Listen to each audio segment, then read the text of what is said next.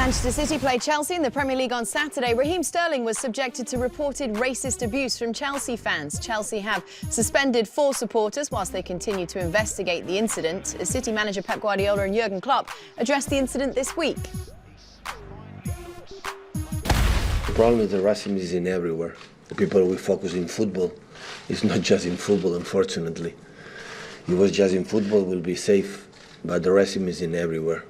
What happened today in immigrants and refugees all around the world, how we treat them, when once in our lives we were refugees, our grandfathers or great-grandfathers and mothers were refugees. We have to fight, but strictly, for the human rights, from everything to make a better society for the future, for everyone. But today we are in danger.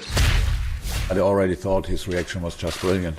We saw his face, and he gave the right response, not to react for these people. They don't earn any reaction. They don't deserve any respect or whatever. Punish them, but don't talk too much about them, because they don't deserve that we talk about them.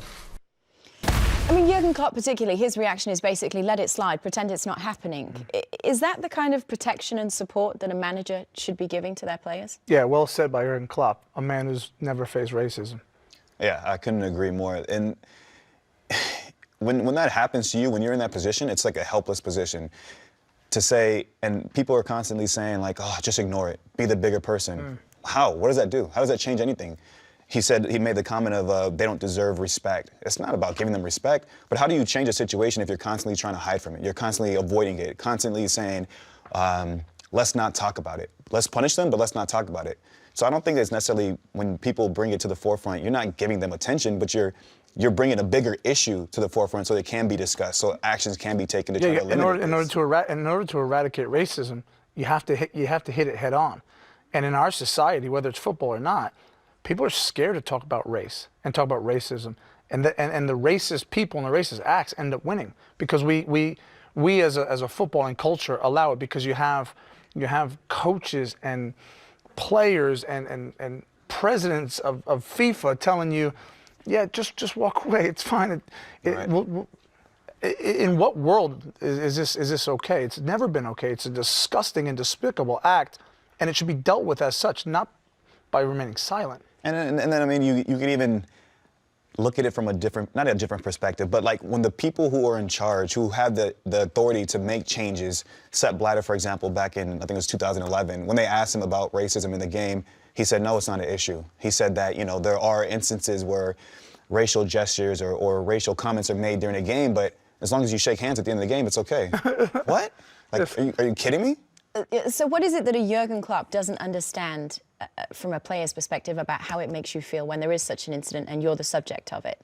What is he missing? I don't think it's even from a player's perspective, just from a human perspective. Human perspective, yeah, correct. Like until you walk in someone else's shoes, until you're subject to that actual abuse, until you hear that and you feel that helpless position because you're a public figure, and everyone looks at you like, oh, you know what?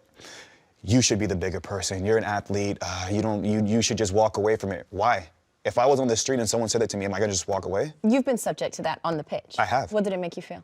Helpless. And that's exactly what I mean. Like, you feel like you want to respond because you deserve human rights, right? And someone on the street's not gonna say that to me and I'm just gonna walk away and turn a blind eye. But now, because I'm on the pitch, because I'm an athlete, I have this responsibility that I should just ignore it.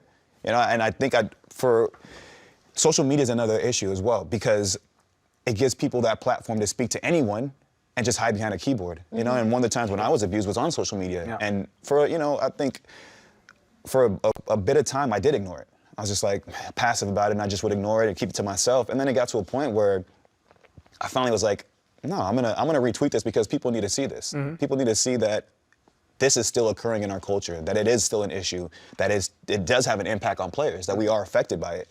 Nobody has a right to racially abuse another human being, football or not. And it's interesting about Sepp Blatter, because in 2012, Kevin Prince Boateng was racially abused when he was playing for AC Milan against the 4th Division Italian team. And it's interesting what Sepp Blatter said, let me read my notes. He said, walk off? No, I don't think that's the solution. I don't think you can run away, because then the team should have to forfeit the match. So get this one. You're in your workplace, you get racially abused, and if you walk off, which is your right, really, to walk away, your team gets gets fined and forfeits the match. It's almost as if he's giving them a platform, giving them a reason to continue doing it. You know, you're punished for being white. So Jurgen Klopp's reaction was punish them, but don't talk about it. What do you think is the correct approach? Everything is highlighted in sports. So if we punish them, you will talk about it. It's impossible to separate the two, right? Like if you take a set of fans and Chelsea suspended 4 fans, or if you play a match behind closed doors, do you think people aren't going to talk about it? Of course they're going to talk about it. So it's impossible to separate the two. How do you compare and contrast the Kevin Prince Boateng reaction to walk off the pitch and a Raheem Sterling who said, I laughed it off because I don't expect any better? I think that comment right there kind of highlights a bigger issue. The fact that he felt like I expect no better. The fact that it's gotten to a point where not that he thinks that that's acceptable, but I bet he feels helpless. Yeah. I bet he feels helpless. What am I supposed to do? The governing body of my sport won't protect me. What am I supposed to do, make a scene?